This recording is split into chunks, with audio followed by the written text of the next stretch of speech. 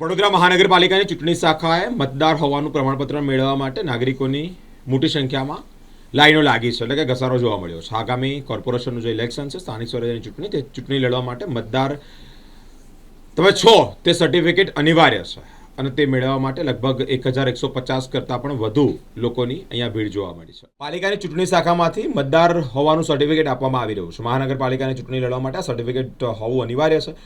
1150 એટલે કે 1150થી વધુ લોકોએ મતદાર હોવાનું પ્રમાણપત્ર મેળવ્યું છે. ફોર્મ ભરવાની છેલ્લી તારીખ 11 એપ્રિલ છે. તે અંતર્ગત આ સર્ટિફિકેટ લેવા માટે પડાપડી થઈ રહી છે. નાગરિકોને મતદાર યાદી ચેક કરવા માટે મૂકવામાં આવે છે. પોતાનું નામ શોધી શકે તે ટેસ્ટ વ્યવસ્થા પણ કરવામાં આવી છે.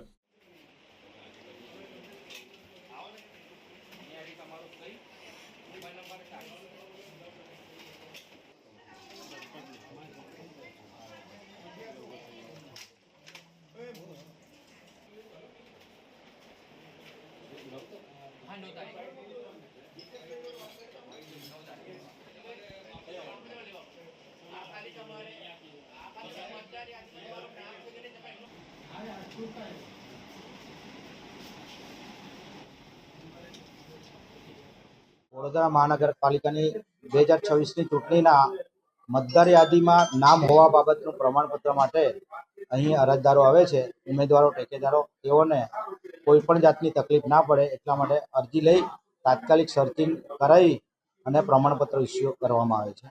અને ફિઝિકલ કોપી પણ અહીંયા અરજદારો અહીં જાતે આવીને સર્ચ કરી શકે એ બાબતની બી તકેદારી રાખવામાં આવી છે.